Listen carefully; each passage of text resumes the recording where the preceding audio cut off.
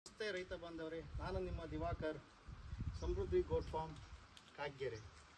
ನೋಡಿ, ನಾವು ಮೇಕೆಗೆ ಡೈಲಿ ಏನು ಫುಡ್ ಕೊಡ್ತೀವಿ ಅಂದರೆ, ನಾವು ನಮ್ಮ ಫಾರ್ಮಲ್ಲೇ ಬೆಳೆದಿರೋಂಥ ಈ ಚಡೆ ಸೊಪ್ಪು, ಉಚ್ಚಿನ ಜೋಳ, ಆಮೇಲೆ ಒಣಮೇವಾದಂಥ ರಾಗಿ ಹುಲ್ಲು, ಹುಳ್ಳಿ ಒಟ್ಟು, ಈ ಥರ ನಾವು ಯಾವುದೇ ಈ ಥರ ಬೇರೆ ಏನಾದರೂ ಎಲ್ಲ ಆರ್ಗಾನಿಕ್ ಥರ ಎಲ್ಲ ಫುಡ್ ಕೊಟ್ಟು, ನಮ್ಮ ತೋಟದಲ್ಲೇ ಬೆಳೆದಂಥ ಮೇವನ್ನು ಕೊಟ್ಟು ನಾವು ನಮ್ಮ ಶೆಡ್ಡಲ್ಲಿರೋಂಥ ಮೇಕೆಗಳನ್ನ ಡೆವಲಪ್ ಮಾಡ್ತಾಯಿದ್ದೀವಿ.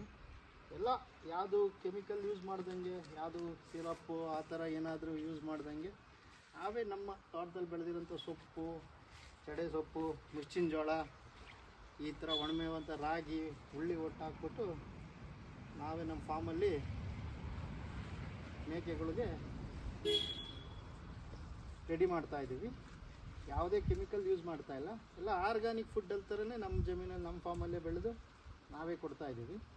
ಇದರಿಂದ ಯಾವುದೇ ಕೆಮಿಕಲ್ ಮಿಕ್ಸ್ ಇರೋಲ್ಲ, ಏನಿರಲ್ಲ.